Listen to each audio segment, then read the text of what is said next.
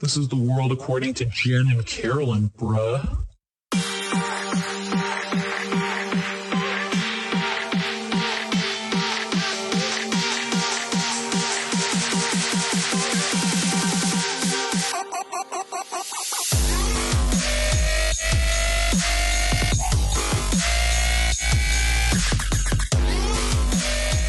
Oh, hey, everybody. What's that, friend? So we're going to be talking about witches today. And we've entitled this... So excited. I am as well. Almost as much as when we talked about vampires. Yes, it's on that level. And if you, like me, are a fan of the Vampire Diaries world, you know that vampires don't exist without witches. So you know this if you actually watched the whole thing. I did. I loved that. Was my favorite character. What was her name? Well, Bonnie. Bonnie. My favorite character. I can't remember the bitch's name. Bonnie. But a lot of information in my head, Jen. Yes, that's true. There's more to it than that. But, since we are still in October and it's spooky season, absolutely, we're going to give you some witches. So, we all know the dog-stealing, green-skinned protagonist in The Wizard of Oz. And some of us are even familiar with the Salem Witch Trials, which is a super dark and disturbing piece of our country's past. But when it comes to the history of witches, as well as what today's witches are up to, most of us are in the dark. Witches and their extensive history are awesome as hell. Mm-hmm. So we're going to take you on a little journey through the past and into the present. You're going to want to get your broomstick for this one. So, Carolyn, when I say the word witch, what comes to mind for you? The very first clear memory I have of growing up was my mom had a kitchen witch hanging on our refrigerator, which we were an open door family. No, doors weren't closed.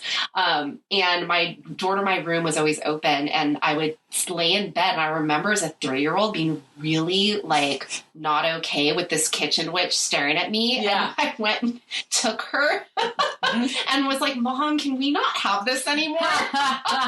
Deeply disturbed by this kitchen witch. It gave me vibes, and I just didn't know why it was, but anyway, so this is hilarious though. And I love that I got to remember this memory. When I was in 7th grade, my friends and I would go to Walden Books on West Portal Avenue, and we would find astrology books and books about witchcrafts and spells, and we would use these to cast spells and make boys fall in love with us. Oh, that's awesome. A love spell. And I remember, actually went and looked this up in my diary. It was Son of gold, as you burn, man of mine, soon return. What's once was lost has now begun. Two apart are now one. Whoa. And you had to do this. I know, isn't that dope? That's very the craft of you. Very, very, very. And you had to do this when the sun and the moon were in the sky at the same time. Cool. And then you'd take a candle and you'd write the dude's name in it. Wow. And then you'd burn the candle. And I swear to God, one time I did that. And you'd say Hieros Gamos. That was the spell. And when I looked up what Hieros Gamos is, it has nothing to do with that. Wow. Its meaning is holy or sacred, and it talks about marriage a little bit, but it's about gods and things like that and whatever. But I did this to Mike. Yes. Well, it worked for and the time. It worked. He texted me, and I remember being like, oh, shit! Oh, yes! I'm a real witch! I felt so fucking empowered. That is amazing. Pray to the four corners, son. Yeah, I would use witchcraft to make love happen. Hey, I did it too. Right? Okay, I did it too. Don't you worry. Not solve world hunger or anything. No, of course not. We're very egocentric, not just when we're young, but even as adults. So I remember I was really into Wicca. I made this staff out of a stick and put some crystals on the end of it. Everything was real homespun when you were my age or when you were a kid in my house because we were really broke. That's very pagan of you, though. Yeah, it was very pagan. And I had a couple of friends. We were all into Wicca and, earth magic. Yes. And we would perform spells on, not the eclipse, what am I thinking? The longest day of the year. The equinox. The equinoxes, yeah. And my witch name, my Wiccan name was Malachi. Stop it. Yeah. That's so Jewish. Very children of the corn, very deeply rooted in Hebrew text. Right? How did you come up with that? I don't remember. Malachi. I must have found it in one of my Wicca books. I love you, Jen. Yeah. But I have to tell you, I did start with Anton LaVey and the Satanic Bible. Ooh. When I was 7th, 8th grade, and then moved more into the white magic realm, which is probably a good thing. Well, and that's what I wanted to find more of in New Orleans. Remember, we went on a little trek to find Marie Laveau's, but it was like this kitschy, you know. We didn't go to her grave, and we should have done that. Next time. Yeah. Next time. Not Marie Laveau, the other one. God, my brain's no, it's Marie Laveau. Is it Marie Laveau? Yeah, okay, thank you. Yeah, no, we ended up. Wait, am I talking about the Kathy Bates character? No, I don't want to be her. We did end up at her house, guys. If you watched American Horror Story, Coven, Delphine Larue. That was her name, Madame Delphine Larue, who was a real piece of shit. Yeah. Who used to do weird, fucked up experiments on slaves. And it's a dark place. It's somebody's private residence, which I could not imagine living there. I know. Oof, you gotta sage that motherfucker. But we could see into the corridor, into the courtyard, which they actually didn't use that specific building in Coven. I think they used an adjacent building, but still. Anyway, we just used the bathroom in the lobby. Yes, exactly. We did. They turned it into a museum. I took a shit there, which felt kind of honoring it. Yes, this is what I think of you, Madame Laurie.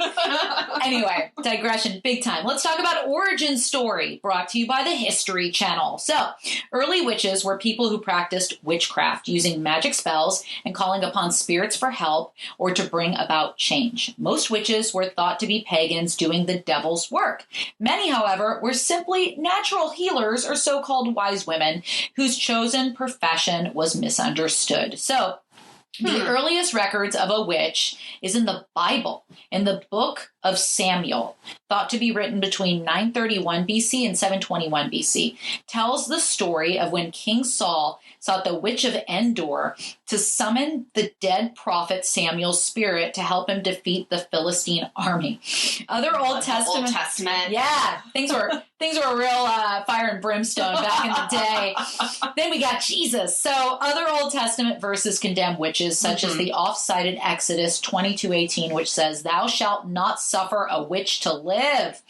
Witch hysteria really took hold in Europe during the mid-1400s, when many accused witches confessed, often under torture, to a variety of wicked behaviors. Within a century, witch hunts were common, and most of the accused were executed by burning at the stake or hanging. These were usually single women, widows, and other women living on the margins of society. They were targeted. Weird. Yeah, you're not married by the age of 18. Something's wrong with you. I think that's still kind of... You're a witch. Something must be weird. Yeah, to a lesser extent, for sure, at least here. Between the years 1500 and 1660, up to 80,000 suspected witches were put to death in Europe. Germany had the highest witchcraft execution rate, while Ireland had the lowest. But see, a lot of people think of the Salem Witch Trials, where I think something like, I'll go into it, like 28, 30 people died. 80,000. I didn't know that. In Europe. Most people don't. Way to educate me, Jen. Yeah, the publication of Malus Maleficarium, written by two written by two well-respected German Dominicans in 1486, likely spurred a witch mania to go viral. It's translated into the Hammer of Witches. That's what that book means. It's an essential guide for how to identify, hunt, and interrogate witches. And so you can see it, the Salem show, which I thought was really good, but I fell off on. They showed Cotton Mather, who was a famous Increase Mather. I'm sorry, his father, Increase Mather, was a famous witch hunter, and he has this book, and that's rooted in history. Increase Mather was a real piece of shit.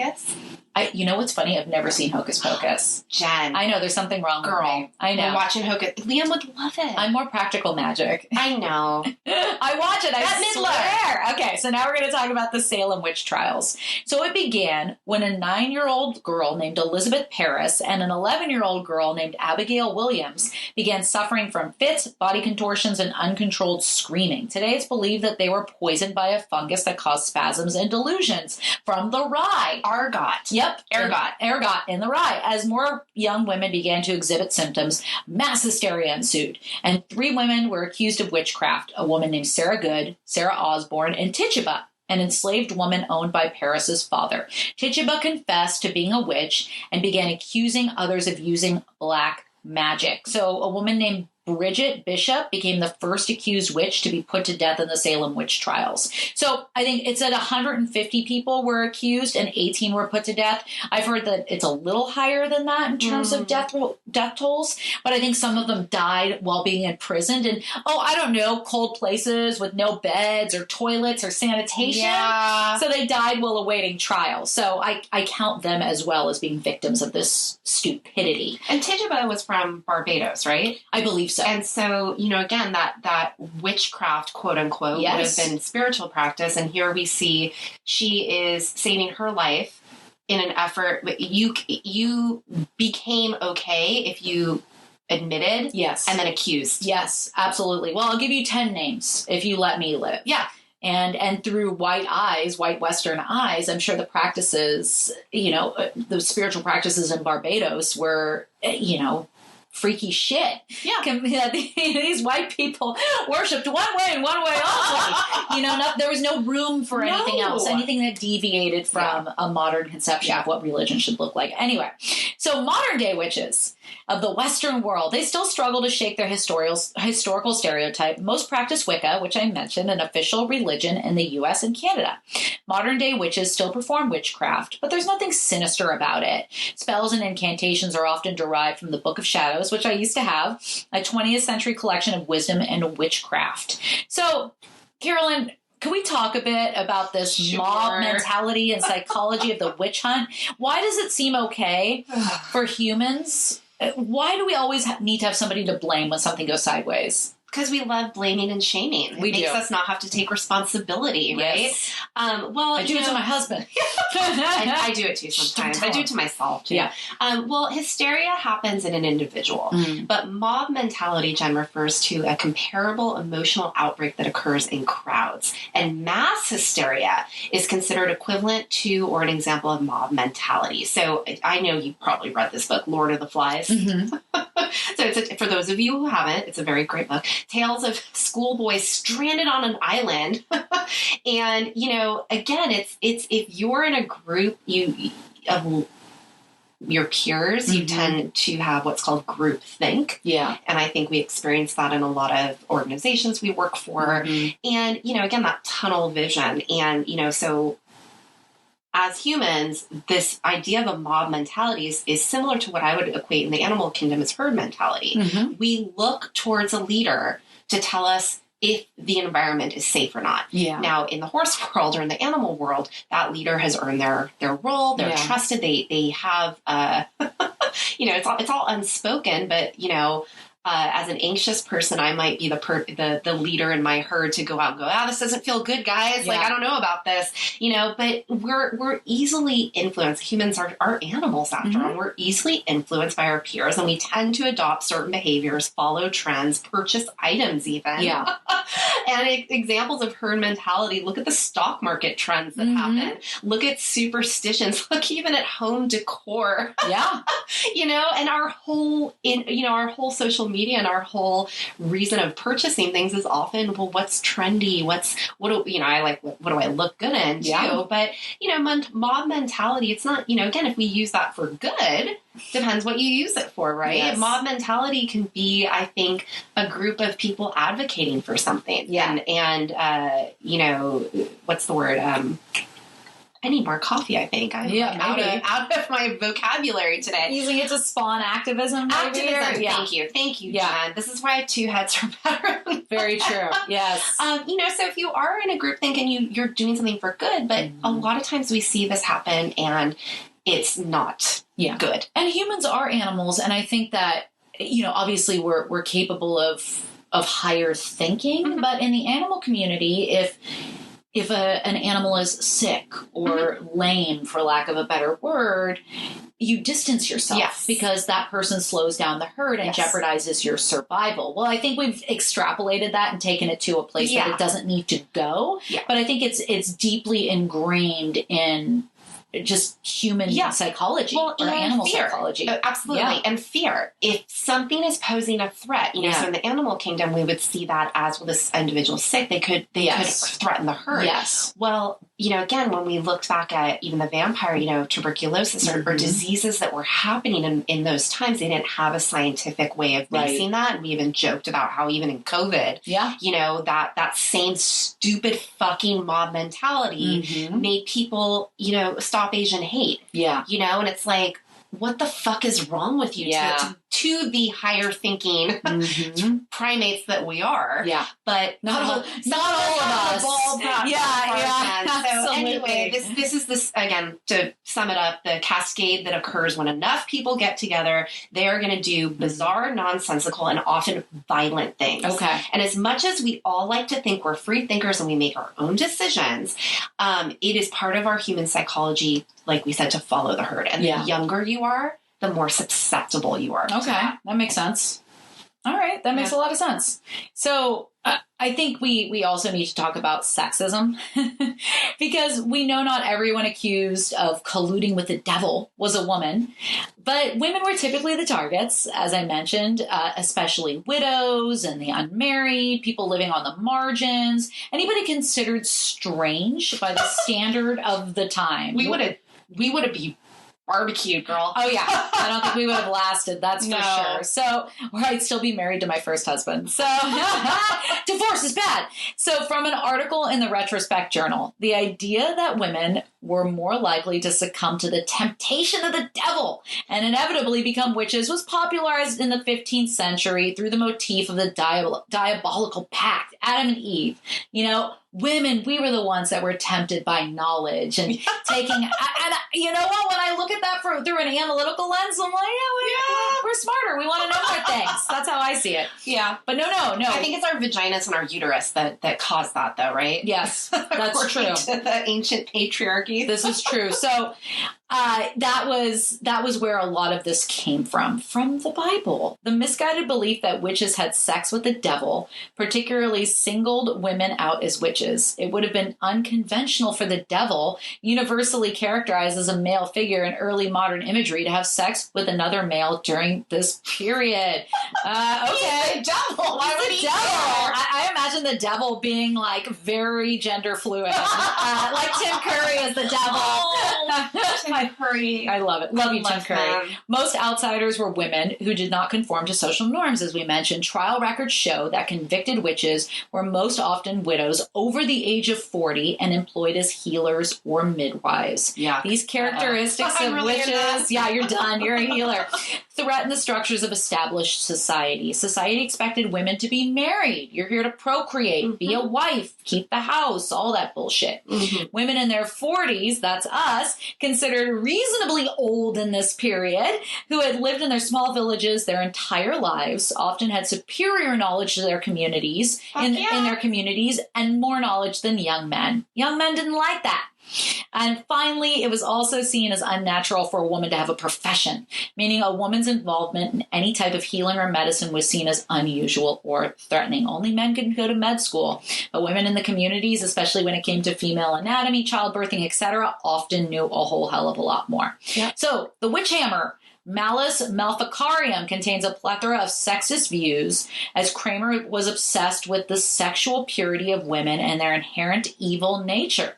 In an example of this, Kramer describes Eve as an unfinished animal, as she was made from a rib bone of Adam. Forgot about that. This shows how women were bestialized and dehumanized, which was common during this period.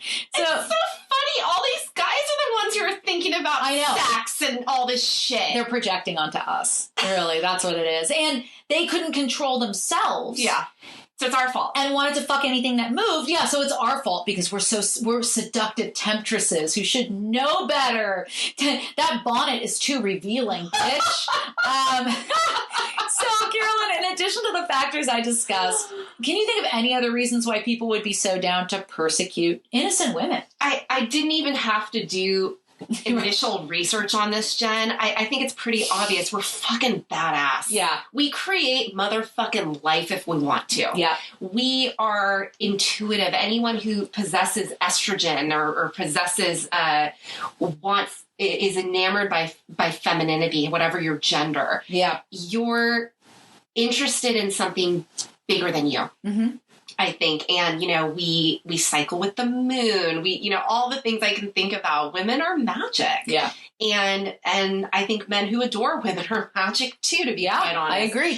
But I found, again, if that doesn't sell you, Mm-hmm. if you need a little bit more research to back this up, I found a wonderful article written in 1992 by William Minkowski in the American Journal of Public Health titled Women Healers in the Middle Ages. Mm-hmm. And so I almost want, we often get asked, well, how do you come up with podcasts? Mm-hmm. This inspired me to want to write a whole separate podcast about women healers in history. But basically what you talked about, Jen, is this idea that something that I don't understand is a threat. Mm-hmm. So if I can't explain it, and it doesn't make sense in the world that I've created, mm-hmm. then it must be bad. Yeah. Now, you could look at that two ways. You could look at it and go, I don't understand this. Let me find out. This is really interesting. Let me ask people. Let me do this. Well, that form of critical thinking and deductive reasoning. Not everybody does it or is capable of doing it. Not everyone does it. Yeah. And, I would say in that time they didn't have the capabilities. I don't know what our excuse is now. Yeah.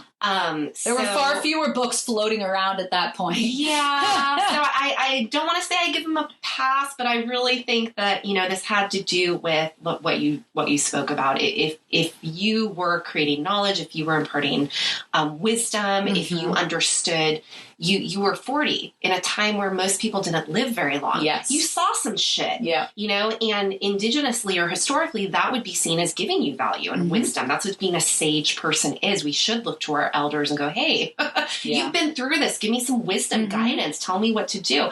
And what William Minkowski said is, this was all part of a history of systematically disempowering women mm-hmm. and feeling threatened by them or feeling uncertain about what this power was mm-hmm. and our ability to, we're chatty. What are they whispering about? They're always colluding. They're plotting our demise. We must take them out.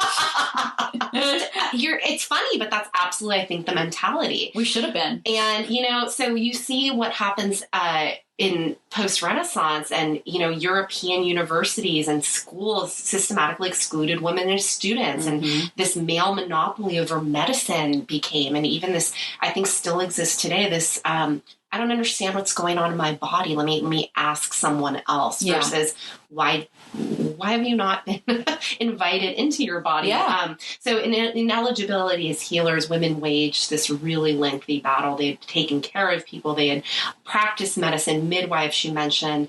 And, again, this just clerical and civil authority to say women as healers are witches, don't go to them. This is voodoo science, or this is voodoo magic. Go to science, go to God. Yeah. Yuck. So history can go into a whole, centuries of commingling this dichotomy of spirituality and then saying, well, how can we pathologize this? Mm. And we see that with hysteria, and we've talked about that in past episodes. Yeah. But this is, I think, why this happens still to this day to women. Yeah, and that's the thing, too. It's that we know better now. We have explanations for why things happen. Some of us do. Well, they're out there. Yeah. And it's this information is more easily accessible than it ever has been before, thanks to the internet. Mm-hmm. But, you also have to take, I think, cross-cultural psychology. Mm-hmm. It's the culture of how you were raised, mm-hmm. not just what country you come from and the values of folks in that particular country influencing the way you behave and mm-hmm. think, mm-hmm. but also your own community, that culture. What influence does that have, good, bad, or indifferent? And your micro community of your family. Yes. And if you're raised by someone who was taught 1950s style mm-hmm. body empowerment. Yes. Or, again, that's my family, but, if you were raised in a more feminist family, mm-hmm. You might have a different feeling right. about that. So it's ever evolving, but I think that the conversation just didn't exist. But yet there were still women who made it work because we're wily like that. There were always those of us who were like, I'm not going to do what's conventional and what's expected of me because it doesn't feel right for me. I'm a lesbian, try being a lesbian. And I don't doubt, though it's not documented, a lot of these women who were killed or accused of witchcraft were probably just lesbians, just trying to get down with another woman, but that doesn't mean they don't like men. That just means that's, so it's so weird how all of the interest and the attention on sexuality and on wisdom and all this stuff. Yeah. It has nothing to do with you. Right. Well, even today, those folks, on the right who are absolutely obsessed with depriving trans folks of rights, they are so obsessed with bathroom behavior and what happens in the bedroom. I'm like, maybe you got some shit you got to explore on your end, man. Yeah. That's why you got these Republican fucking elected officials tapping their feet under the stall in the bathroom trying to get a glory hole going on. It's like, you're repressing yourself. Thou protest a little too much. Exactly. Shakespearean, which play is that from? I can't remember, but yeah. We'll look it up. I know what you're saying. Anyway, going off on a tangent, which we are inclined to do. So let's talk about witches in Hollywood. Because we started this episode talking about Bonnie Bennett's character, Kat Graham. I love them in The Vampire Diaries. So I want to talk about how witches have been depicted in Hollywood and what's realistic by witch standards and what isn't. So In Style actually went out and asked 3 witches. Cool. Sarah Potter, Rosemary Cipriano, and Lisa Stardust. Love these names. All made it clear that all of the movies they discussed for this article aired on the Fantastical, which makes sense.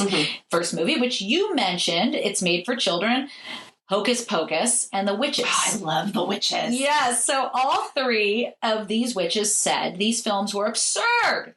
And one of them said, I always laugh because they always say that witches hate children.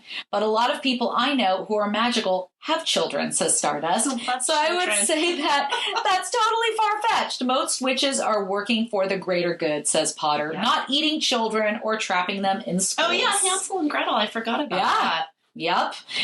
The one exception of children's movies, though, is Halloween Town. It's a tinge more realistic because there's a belief there, says Cipriano.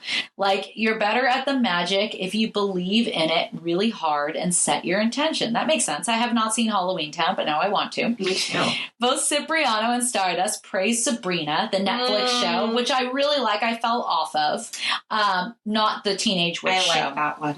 That's what we grew up with, but I really like the one with on Netflix. They said that the show did its research in attempting to accurately portray specific rituals and spells. The whole basis of Sabrina, in my opinion, is how all the women have power, Stardust says, which goes into the central theme of all the other witch movies, too. I like that. Stardust adds that, like The Craft, The Witches of Eastwick, yes! These are all my favorites. Also accurately portrays the strength in numbers. The one thing about magic is that when 3 witches come together, or maybe even 2 witches, or let's just say you're just an intuitive person who's not even a practicing witch, when you connect with people who are at a higher vibration than you're at, everyone's powers get elevated. Oh, I feel that so fucking hard. Yeah. I love that. It's a rallying cry for strength in numbers. And healing. Yeah, and healing. And being authentically who you are and connected to nature. And not being intimidated or, against other women who might have something you don't necessarily have. Team up with that woman. You're more powerful by making an alliance with this person. Hell fucking yeah. So The Witches of Eastwick fully embraces sex magic, which I freaking love it. I can't eat cherries without thinking of The Witches of Eastwick. I've never seen The Witches of Eastwick. Shit! I know. Oh my God. I'm so okay. It's Cher. Oh. It's Susan Sarandon. Oh, nice. And Michelle Pfeiffer. Oh God, I have to see it. Jack Nicholson as the devil. Oh my God, my mom really liked that movie. I only like your mom for that reason. It is so amazing You have to see this. I need to see it, especially based on what you said and what they say in the article about owning your sexuality and power as well, which is what a lot of patriarchy and religion are against. So I think that's cool just for that reason. So both Potter and Stardust put The Love Witch on my radar. I have not seen that. Noting that it was among their favorite witch movies to date. The reason why I always put this one in my roundup is because it actually is a really well-researched movie. So I got to see it.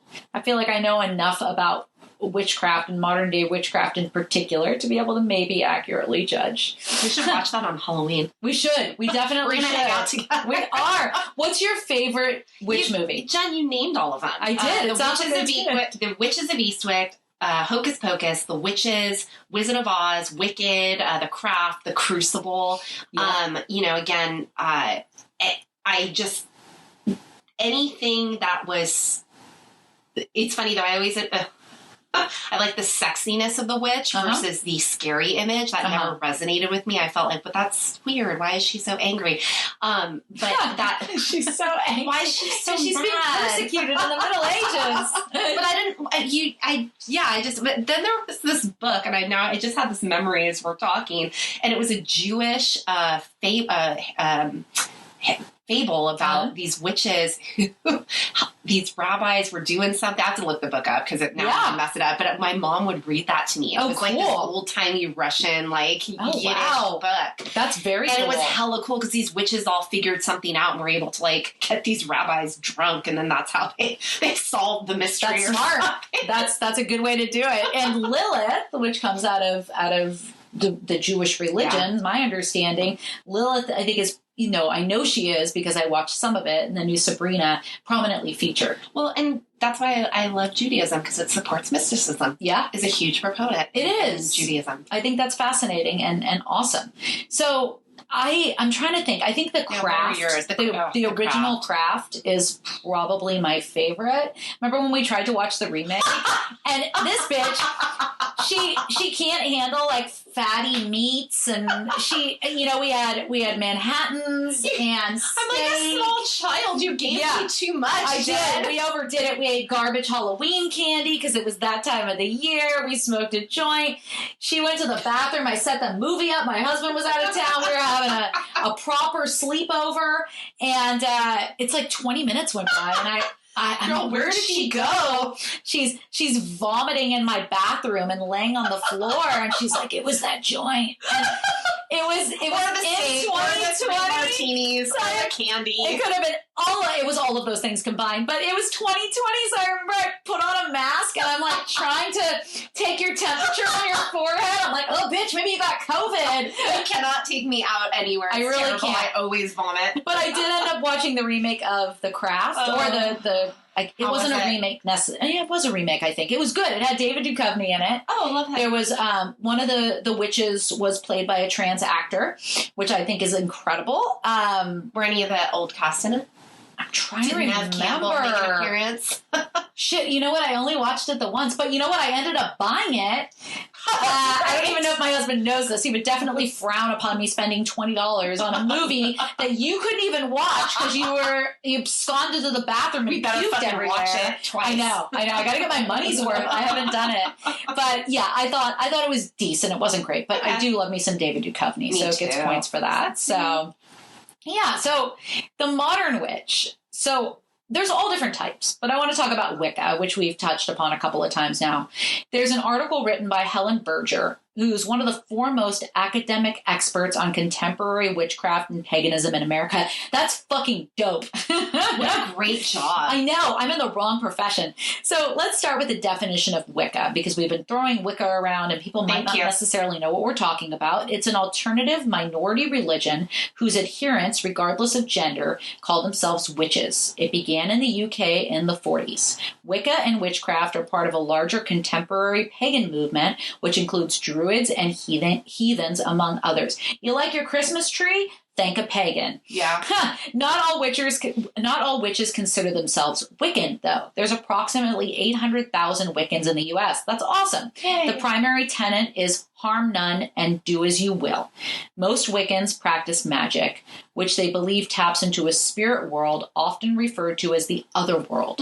Others think magic is drawing on an energy field they view as surrounding all of us. They do magic to heal themselves and others, or find a new home or job, among other things, and emphasize that magic not causing harm. Magic is viewed as changing the practitioners as much as their circumstances, encouraging adherents to pursue self-growth and self-empowerment. That's perfect. I love that. It reminds me of like if you love a nice bubble bath.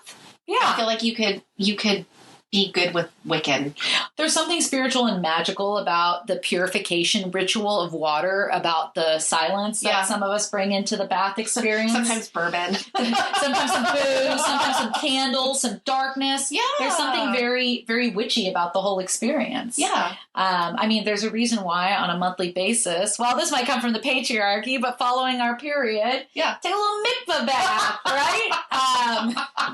Never done it. Wash away your period. Actually sounds really nice. It does, yeah. Not a bad thing. I don't want to lay in my period bath, though. No. Well, isn't it after?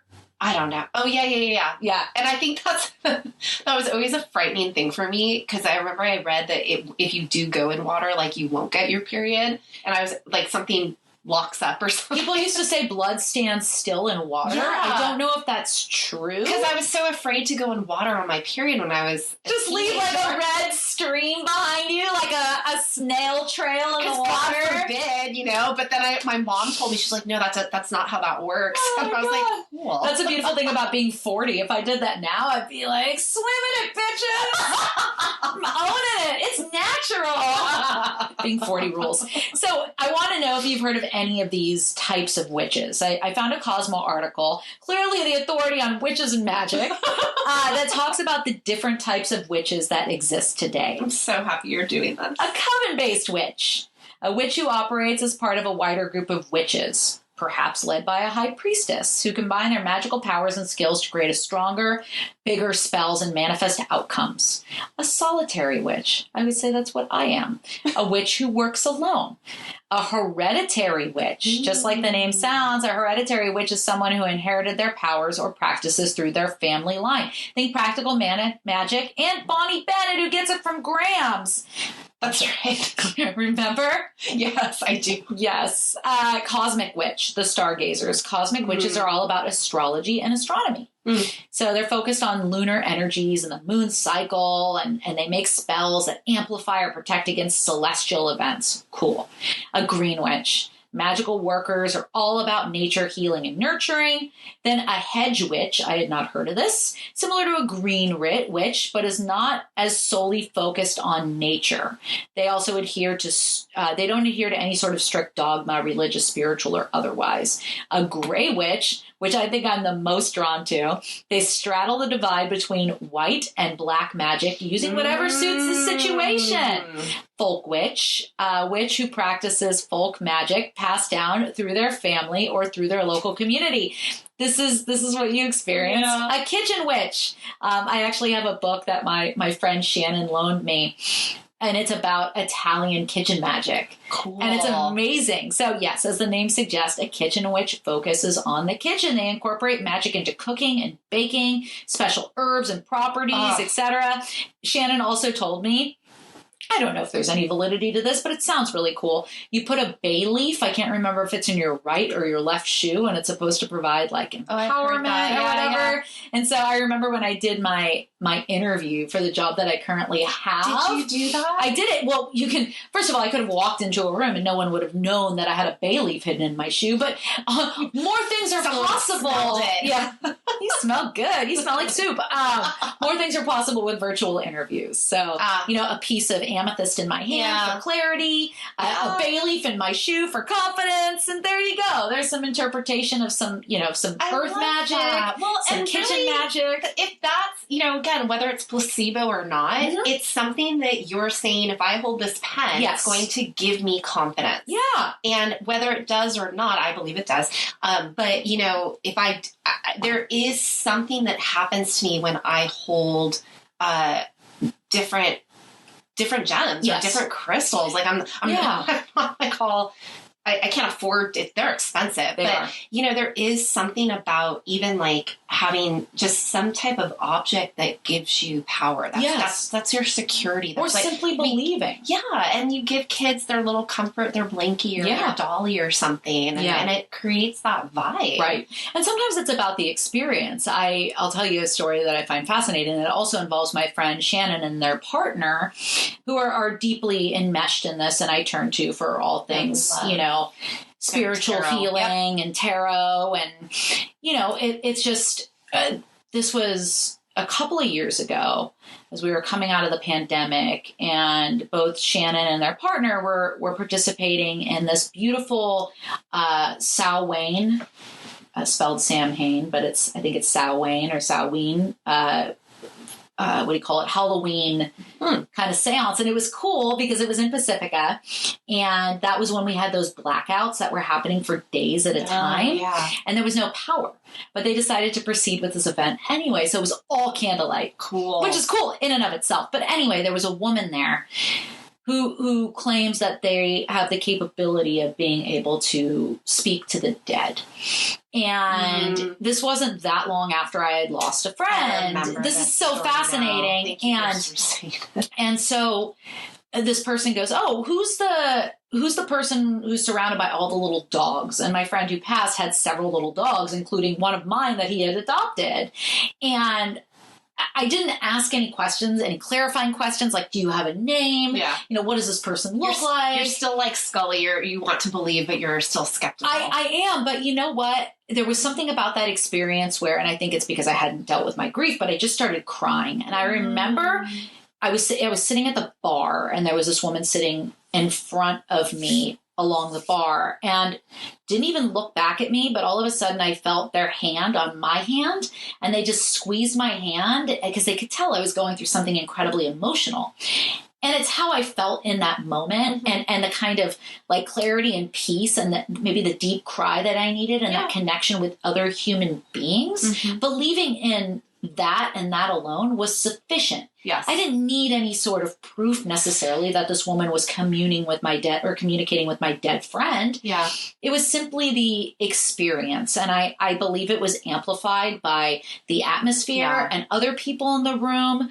And there was something kind of witchy and cool about it. And sometimes that's all witchcraft is what participating in something with other people or even alone makes you feel. Well, and I love that story, Jen, and I know that's hard for you to talk about. I got through it without crying. If I can add an obnoxious psychological lens to that, really what I see that ritual and that environment setting up is your ability to tap into your subconscious. Yeah. And you're someone who I think is always going. Yeah. You're always moving. You're always thinking. You are a kitchen witch. Yes. And you're always doing for others. So for you to get still and get quiet, your body went, okay, it's finally safe to let something that's been needing to come up. This is the right space to do it. And so whether that's witchcraft, whether that's energy, whether that's subconscious, who the fuck cares? Yeah. You experienced it and it felt relieving.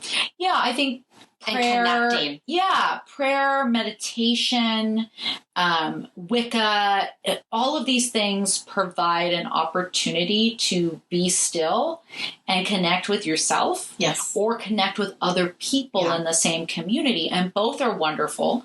And I think given the way that we live our lives these days, these opportunities are in shorter and shorter supply. And you have to really seek them out in your community. Because I do think they're available. Oh, yeah. And, it's whether it's sitting still or moving, dance, music, all these things that allow us to not have to be in our frontal brain. Yeah.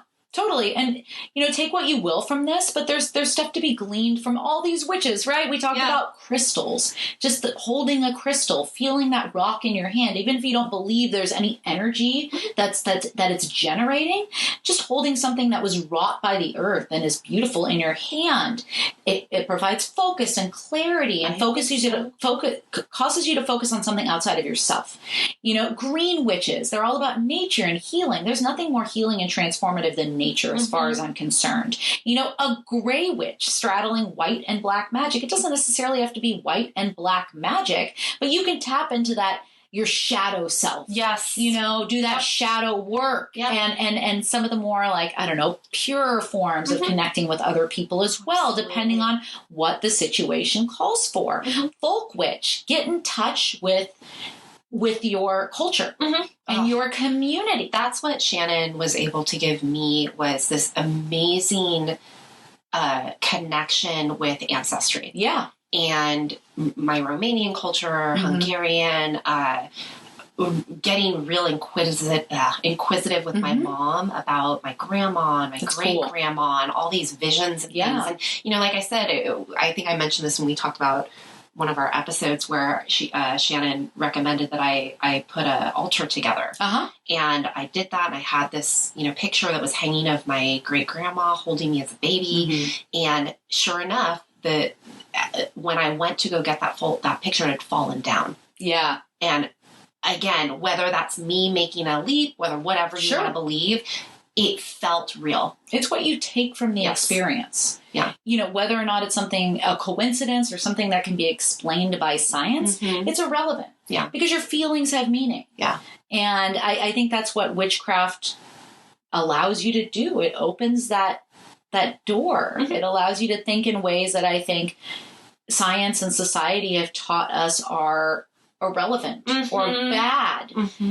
This breaks those barriers and those silos down, I think, to an extent. So I can't pick just one. My ADHD makes me want to be all of them. What can you identify with? Well, I love the coven one. I love the solitary. I love the cosmic. I mean, I think that's where, you know, astrology and stars and gazing and all those things really spoke to me. Yeah. Not as like, what's my my fortune necessarily, you know, again, speaking of cosmic, like, let me look and see what I'm going to be this month. Right. You know, but just this idea that, you know, again, your life has purpose. You have a connection to something bigger than yourself, and the world is that. Yeah. And we don't, what bums me out, Jen, is even we'd say, well, that's for kids. They get to play and they get to be in nature. No, they don't. Yeah. No, not these days. We make that so, like, weird. You know, it's like, or harder to access, especially when you're raising your child in an urban environment. That's why we prioritize getting outdoors, because I just...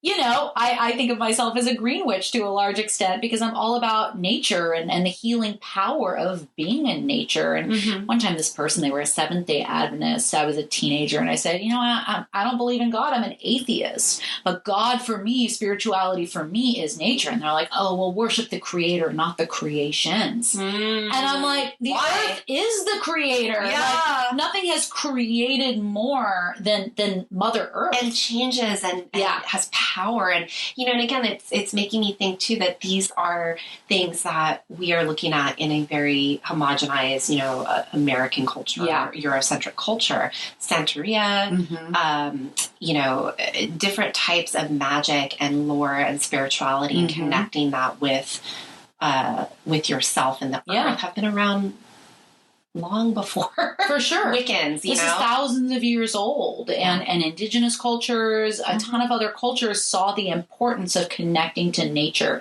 connecting to the environment, not having such a constrained, egotistical view of life, and seeing that it's more than just us, it's more than just our world. And I think that that's a lesson that we should all, you know, conform to. Yeah. There's so much more than just us.